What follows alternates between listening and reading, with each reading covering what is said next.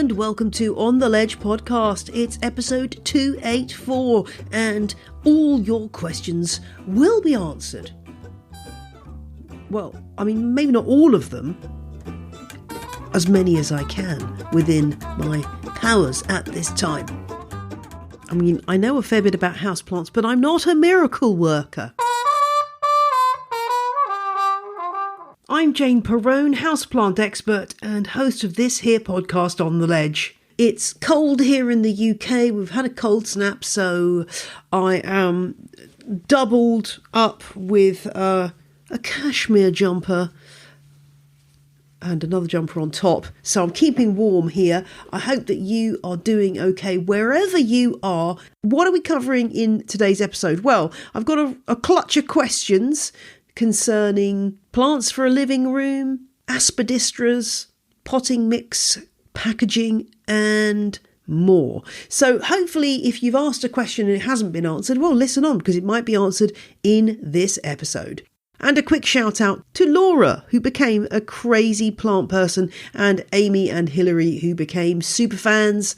And thank you for a 5-star review from Elikitier. I hope I've got that vaguely right. Thank you so much for responding to my plea for reviews. It all helps. If you haven't checked out my Patreon offering, do have a look. You can join and get extra access to bonus episodes of the podcast, 1 per month, plus ad-free versions of the main podcast. And if you're a super fan, you also get access to my audiobooks, Legends of the Leaf and The Allotment Keeper's Handbook. And if you pay annually rather than monthly, you get a discount of about, I think it's 16%. So if you're already subscribed but you're paying monthly, do look at that. You can save yourself some cash if you know you're going to go on supporting me. That is the way to go. And don't forget, if you want to hear more of my voice, then my books, Legends of the Leaf and The Allotment Keeper's Handbook, are both available on Spotify and Audible. If you've got a subscription to either of those, you can listen as part of your subscription, and you can also buy them as one-offs on various other Audible platforms. And just head to janeperrone.com to check out all the buying options for Legends of the Leaf and my houseplant cards, Houseplant Gardener in a Box. Right, enough plugging. It's time for question and answering with your questions. And the first one came from Samantha and concerns buying houseplant potting mixes. Now, if you are an indoor gardener, the likelihood is you're not going to want to buy a massive 50-litre sack of compost / potting mix / substrate, whatever you choose to call it, because you probably aren't going to have anywhere to store it. You may not get through that much potting mix that quickly, and it's just a bit of a pain. And it is better to buy fresh potting mix if you can, rather than having stuff sitting around year after year. That said, the smaller your quantities of potting mix are when you buy them, the more packaging is inevitably going to be involved. So Samantha is looking for houseplant potting mixes that aren't sold in plastic bags. Now, as ever with anything that tries to be sustainable, it's kind of complicated.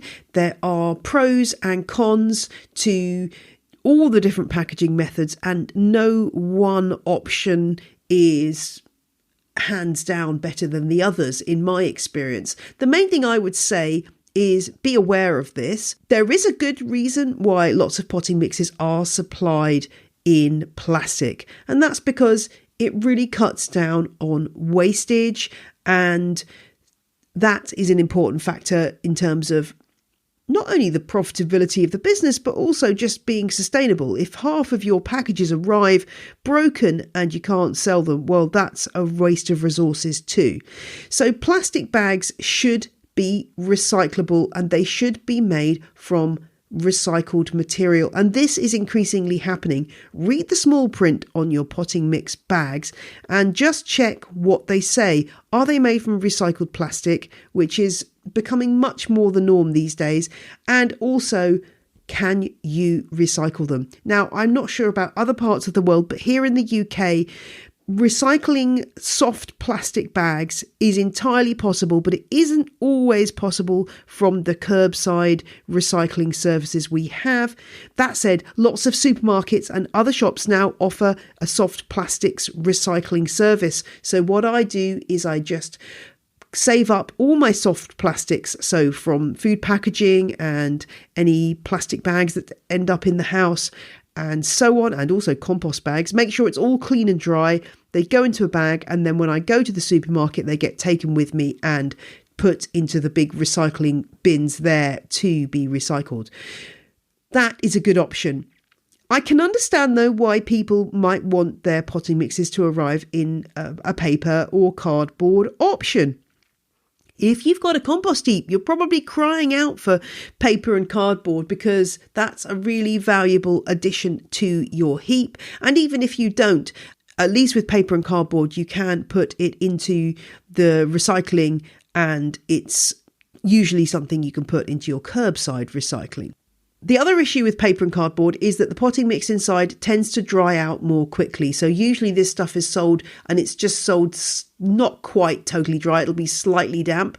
So when you get something in a paper or cardboard box, the likelihood is it might be very, very dry and will need a bit more hydrating. That's great. That's fine. But you just need to be aware of that. So in the UK, there are a few options I've come across. The Plant Point in Leeds, which is a houseplant shop, is selling houseplant potting mixes in paper. So small quantities of aroid mixes and other bespoke mixes for specific houseplants. That is definitely an option. Eco Thrive have an Eco Life potting soil, which is sold in a cardboard box. Again, probably fine as a base for your houseplant mixes. You might need to add a bit more drainage material for certain things, but a good enough base. And then For My Plants does a 27 litre paper bag of potting mix.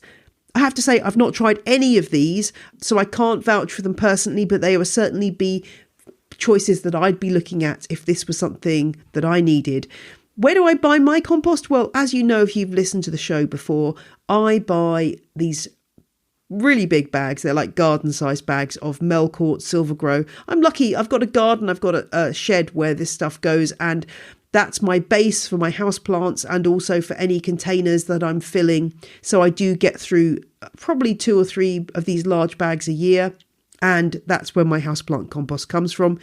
The sacks, I tend to reuse them a lot for collecting garden waste. And then at the end of their life, they go into the soft plastics recycling. It's not ideal. And I think that Melcourt are offering a service where you can go and have like a grab bag filled up, a reusable grab bag. But I'm not close enough to any of their centres to be able to have access to that at the moment. It's also worth checking with your local houseplant shop because some of them are selling potting mixes via a kind of potting mix bar where you can sort of get a bespoke amount of each one and fill up a bag or bring your own container. So that's another option if you are concerned about this issue of packaging, which of course you should be. Next up on the questions front is one from Mark, who got in touch after reading the Plant Ledger, my email newsletter about the houseplant scene. Thank you for subscribing, Mark. And if you want to subscribe, you can find that at janeperrone.com/ledger, and you get my free in-depth guide to fungus gnats along with your subscription. The email comes out every Friday and it's packed full of stuff, so do subscribe. Mark wanted to know about where to buy an Aspidistra because I think he was having problems tracking one down. Let's get into what an Aspidistra is, why it might be hard to track down, and some little workarounds that might be useful for you. Aspidistra elatior, the cast iron plant, has been a stalwart of the houseplant scene since Victorian times, and it's called the cast iron plant because it's got a cast iron constitution. It's very, very tough. And there's a whole chapter on this plant in my book, Legends of the Leaf. I'll just tell you one little story from there. Aspidistras were from around the end of Victoria's reign, up until the 50s the object of quite a lot of abuse. And I did find a great example of this in a local newspaper, a series of letters to the letters page in this local newspaper called the Whitstable Times. Whitstable is a town in Kent in the UK. And the letters concern something called the Aspidistra Club. And the stated aim of that club, well, it was the total abolition of the Aspidistra. Now, this was all very tongue-in-cheek. There were exchanges going back and forth. The president apparently was a Professor N.F. Ritchie, founder of the Antimacassar and Wax Fruit League. So, I mean, it's just brilliant. I can't share the actual ads with you because they're part of a newspaper archive, which I don't have the copyright for, but it's really fun to see these letters bringing to life the whole hatred for the Aspidistra at this period of time. And there's more examples of that in the book. These letters actually didn't make it into the book because there wasn't space, but there's lots of other examples of Aspidistras and their role in popular culture, which is kind of fascinating. Just as an aside, if you've no idea what an antimacassar is, maybe I should just explain that. So macassar oil was hair oil used by men in Victorian times, which was invented or named by a barber called Alexander Rowland in the 1780s. I think he started, and this was used for over 100 years. It was made from oils that were imported from Macassar in Indonesia, and men used this to try to style their hair and also to keep it in good condition. Unfortunately, that meant that every time a gentleman sat on a chair, he would leave an oily mark, and hence the invention of the antimacassar, which was a crocheted or knitted piece of fabric that was placed on the back of the chair to catch that oil and stop it damaging the upholstery of the seat. And obviously then what happened is, come the end of the Victorian age, Macassar oil became rather like the Aspidistra, seen as a bit of an outdated fashion, and so it's been lumped in with the Aspidistra here. The anti-Macassar League is obviously people saying, oh, this is really old-fashioned, having this doily thing on the back of the chair. This is a sign of a past time that we want to forget about. So that's what an anti-Macassar is, just in case you were wondering. Moving swiftly back to the cast iron plant, the good news is that Aspidistras have definitely had a renaissance in the last few years, and I kind of, in a small way, count myself as a tiny bit responsible for that. They are wonderful foliage plants.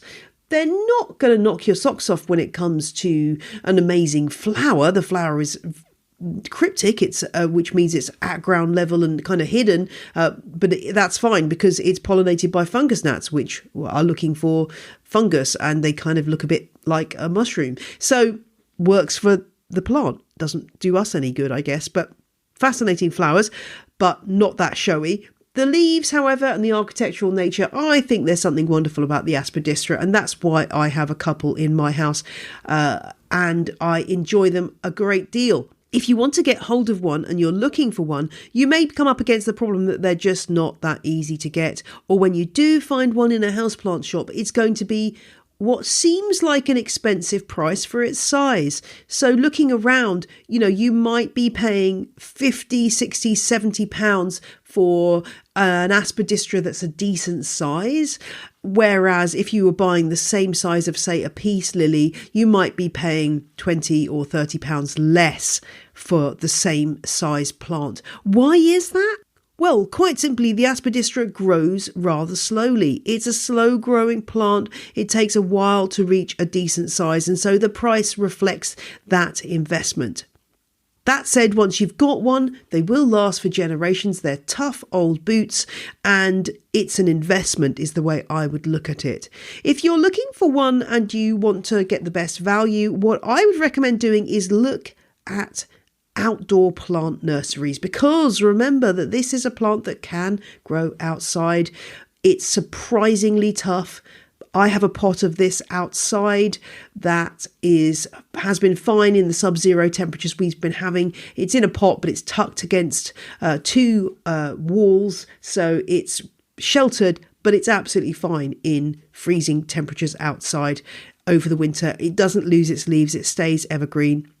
It's such a good plant. So it makes a good garden plant too. And oftentimes you'll find that these nurseries will have pots of Aspidistra for a slightly cheaper price than you might find in the houseplant shops. So I had a look around today and I found that Farmyard Nurseries, which is a UK nursery, has a 5-litre Aspidistra elatior, the basic species, going for $29.99. And another firm called deserttojungle.com, they had the spotted Aspidistra sichuanensis for $18.50 for a 2-litre pot, and the regular elatior, same size, 2 litres for $17.50. So hopefully you might be able to go to a local nursery and pick one up for a slightly cheaper price if that's what you're looking for. And if you do end up with a small plant, what I can recommend if you want it to grow faster is do stick it outside in the garden, and you find that their growth rate outside is really quite phenomenal,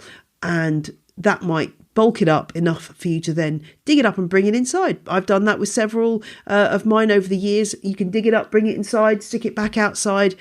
They are not that bothered. They're growing from an underground rhizome, which you can split to make more or propagate your plant. As long as each piece of that tough rhizome has got a growing point, a bud where there's a leaf emerging, it's good to go.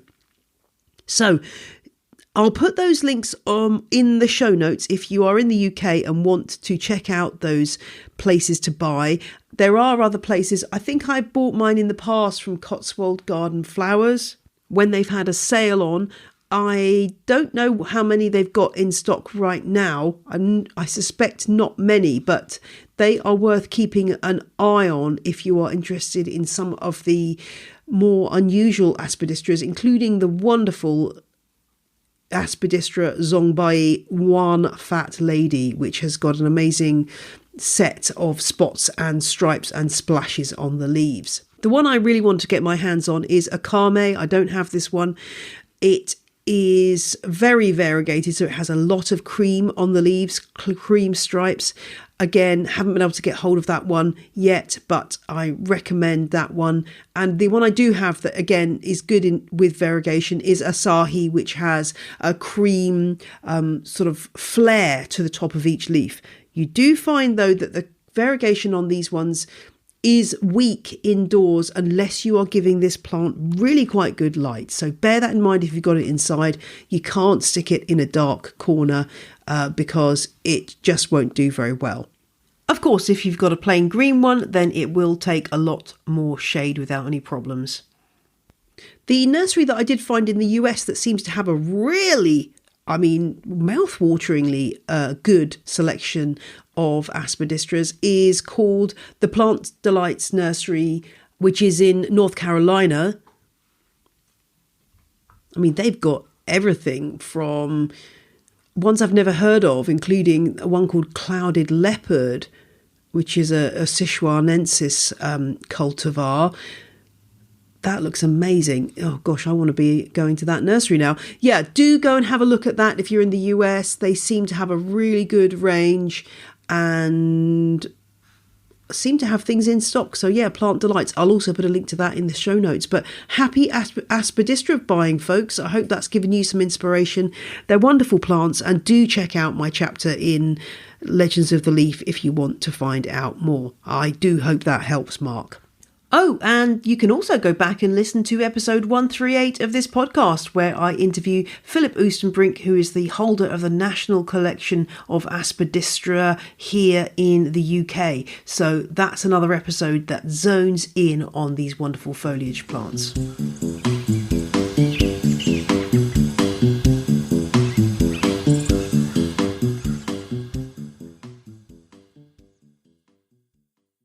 Now a pause from the planty questions to bring you an email that came in from long-time listener Greg. I love this. Greg has obviously read Legends of the Leaf and been inspired by some of the plant stories in there, and Greg got in touch with the story about Tillandsias that I thought was really cool. Now, this is a story that we haven't been able to completely back up. We don't I don't have any evidence, firm evidence that this is true, but I like the way that it is going. So let's see what you think. Greg visited a Tillandsia nursery called Rainforest Flora. Greg was there buying Tillandsia tectorum, which is a lovely air plant with really long trichomes. Those are the hair-like structures that help the plant to catch water and nutrients because they don't have much of a root system. And Greg was buying one of these when the member of staff said, "Oh, these are the plants that the Avatar people like." And Greg's ears obviously perked up at that point. And the member of staff told Greg that people who worked on the Avatar movie had visited the boss of the nursery, a guy called Paul Isley, because they were friends and had a deep sea diving connection. They were both into deep sea diving, and the Avatar people came to the nursery to get inspiration for the landscape of the home, for the landscape of the Avatar world. I think it's called Pandora. My daughter would kill me for not knowing that because she's a massive Avatar fan. Anyway, apparently the Tillandsia tectorum was inspiration for the trees in the movie, the sacred trees in the movie. Now, Greg did a bit of research and he thinks this might be true, but I'd love to know if anyone can confirm this or has any firm evidence about Tillandsia tectorum being the inspiration for some of the plants in the Avatar movies. Fascinating story, Greg. Thank you very much for sharing it. It sounds totally believable, and of course plants are amazing, and some of the plants we have do look like they are from another planet, so I'm totally prepared to believe this one. I absolutely love this. Thank you so much for sharing it, Greg. Next up comes a question that came in via Instagram, and it comes from Micah, who has had a rearrangement of their front room, or as I used to call it when I was a kid, the lounge. Is that a very English thing to call it a lounge? I don't know. The more I say the word lounge, the weirder it sounds. Anyway, Micah wants some plants for their front room and has handily sent through an image of the room with a couple, actually 3 circles of the places where the plants would be heading. And yeah, it's a lovely room. I can see a beautiful navy blue feature wall, a lovely doggo in his bed or her bed, chilling out. I love to see a doggo in location like that. And to me, this looks like a pretty standard UK front room in that there's a fireplace with bookcases on either side and a window on the other side. So there's actually not that much room for plants. Certainly in the window, I suspect you won't have room for any plants. There's a big armchair there. So we're not able to put plants right up against the window, and that is going to be a factor here. Micah tells me that the room gets morning sun, but not much after that. So that is the major consideration whenever we're thinking about plants for a room, is how much light there is. And Micah, I would really recommend really thinking about light levels before you go any further. I'm going to be talking to Daryl Cheng about light in an upcoming episode. So if you don't want to invest in a light meter, which will give you a reading of how much light is actually in your room, how can you tell how much light there is? Well, at the very simplest level, if it's too dark to read a book in an area of a room, that means it's way too dark for houseplants. So usually, if you're measuring light in foot candles, usually the absolute minimum would be about 75 foot candles, but you ideally want it to be getting up to 100 to 200 foot candles in for any kind of plant, really. So the 2 spots that Micah has pointed out are basically these bookshelves on either side of the fireplace. So one is just across from the window. The other one is 2 spots at the top and bottom of the bookcase on the far side of the room. So that's going to be quite a relatively dark area. The window, I can't actually see the window, it's just curtains, but it looks like quite a big window. So I'm hoping it's a big bay window, which is going to be letting in lots of light. Micah also says they have had plants like peace lilies and palms in the past, as well as prayer plants, but have found them difficult to keep alive in recent times. I totally sympathise. Winter is not fun for us houseplant growers. But if you're going to start again, and given that you have a limited amount of houseplant experience, I hope you don't mind me saying that, Micah, I think you need to go with reliable things that are going to thrive in those spots without too much care.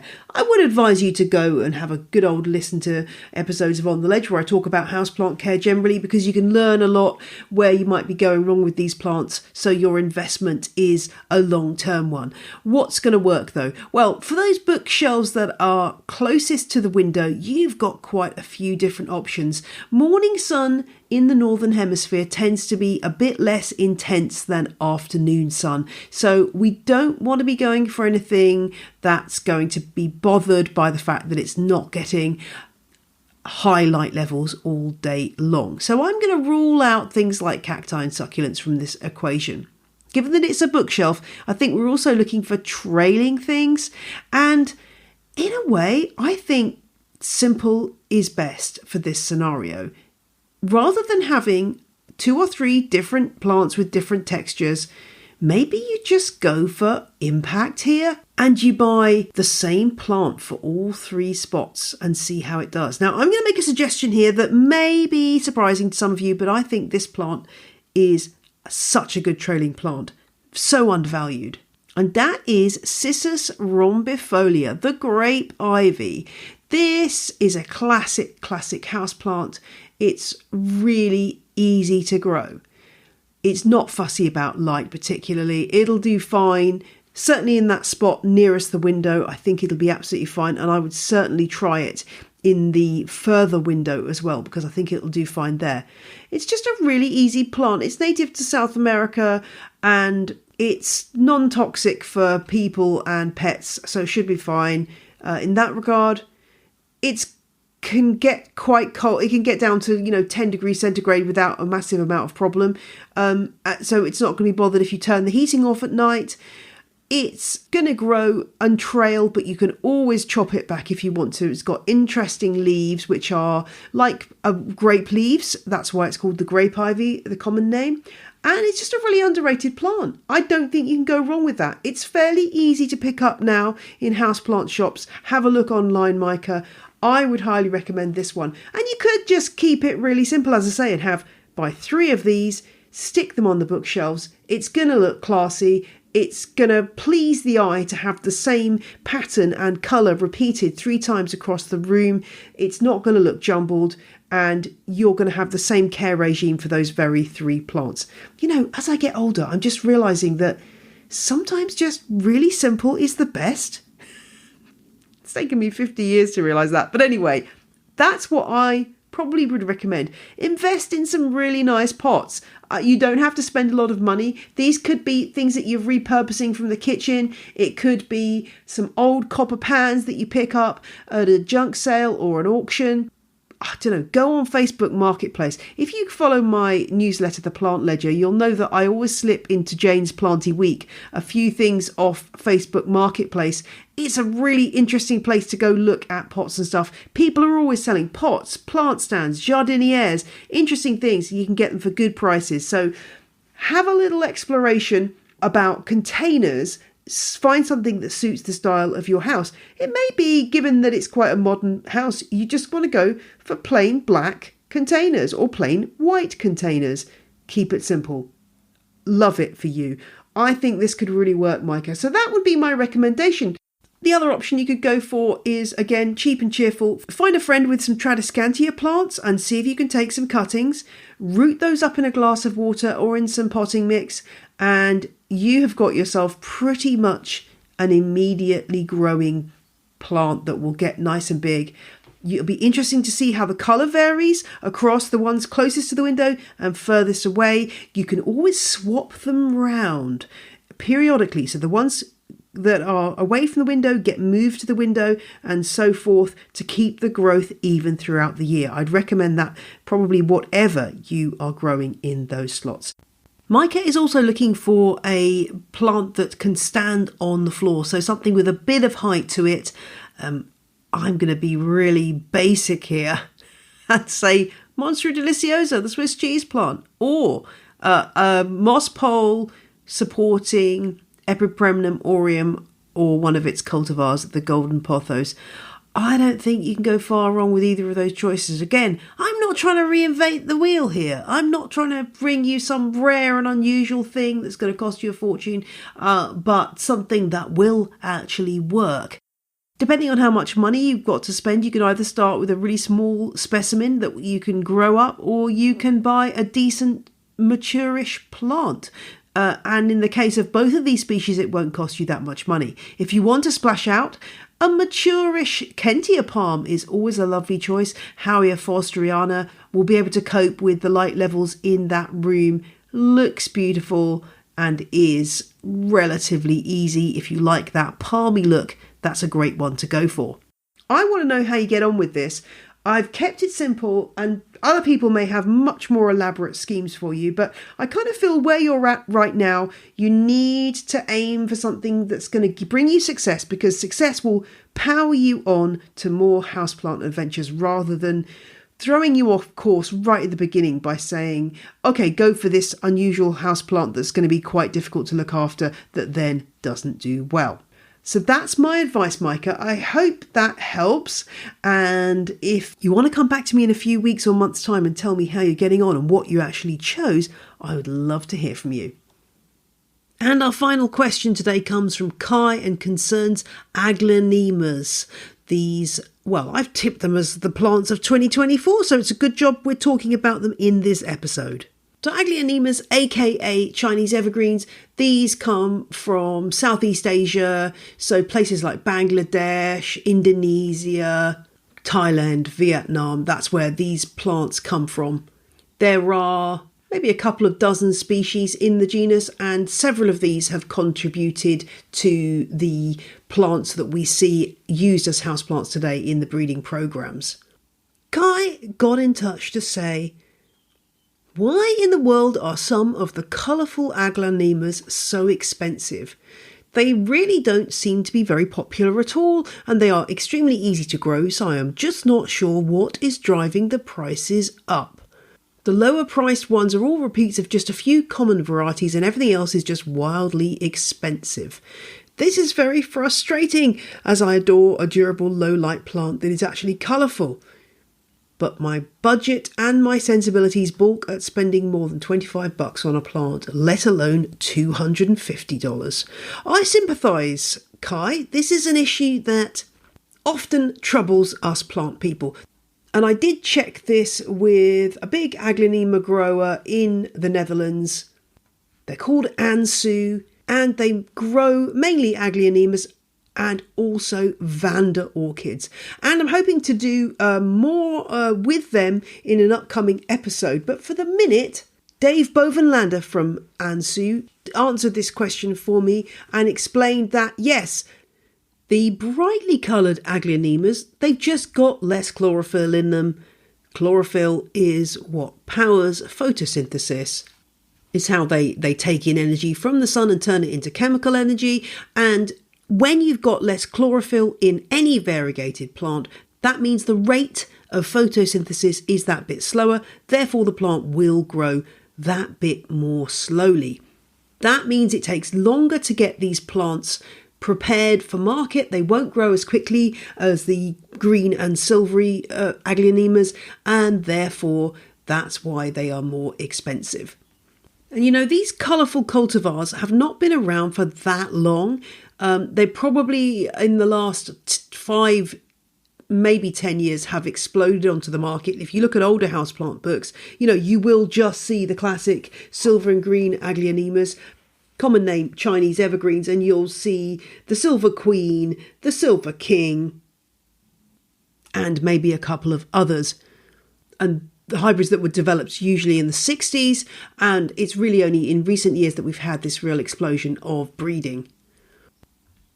The pink cultivars are not entirely new. I found a paper on aglaonema breeding from 1988 that talks about the pink tinged plants and the fact that they're on their way and that they're coming. So obviously this was something that's been a while to develop, and the current interest in houseplants, the surge in popularity has meant that more money's been spent on breeding these new highly coloured varieties.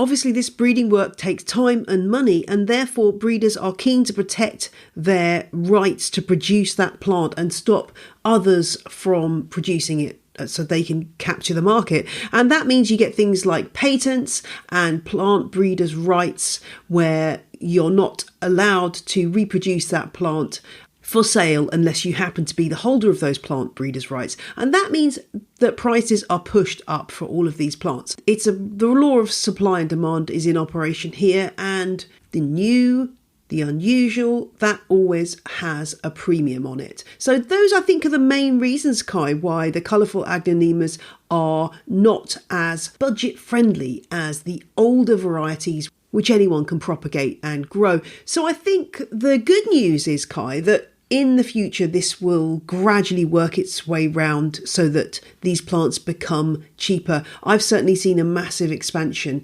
in the aglaonemas available online and in shops. And hopefully the more publicity there is about them, the more we'll see these plants becoming really popular and in demand, and therefore more producers will start growing them and the price will come down. The other thing to mention about these very colourful aglaonemas, these very colourful Chinese evergreens, do require more light than the dark plain green ones. So yeah, it's like an aspidistra really. We were talking about earlier about the aspidistras and the fact that the variegated ones need more light to stay variegated, and the same applies to these aglaonemas. If you do have a brightly coloured, brightly variegated aglaonema, it's not going to be happy in the same darkish corner as a plain green one, just because it lacks chlorophyll, or lacks as much chlorophyll, and therefore it needs greater light intensity in order to photosynthesize at the same rate.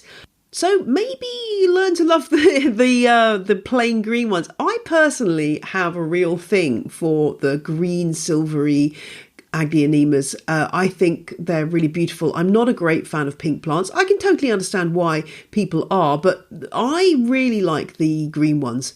Perhaps I'm just a boring old fart. I don't know. But anyway, that is my thoughts on aglaonemas.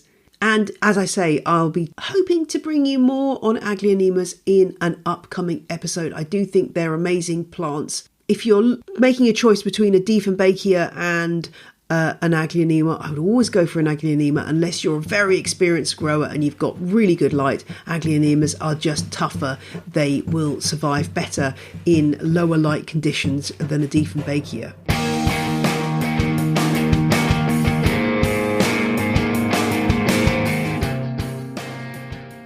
That is all for this week's show. I do hope I've answered your question. If I haven't, don't despair. Do drop me an email to ontheledgepodcast@gmail.com, and I try to answer a question every week on the show, and it's fascinating to see what you're asking about, and it helps me learn too. So do get in touch. That's all for this week's show. I will see you soon. Have a great week. Enjoy your plants, and let me leave you with a quote from one of my houseplant heroes, Thalassa Crusoe. Indoor horticulture can be immensely rewarding if you have fun with your plants and refuse to allow them to take over your life. A firm but relaxed attitude, allied with a little common sense, usually provides exhilarating results for the novice horticulturist and the gardenless gardener alike. Why don't you go ahead and try? Bye!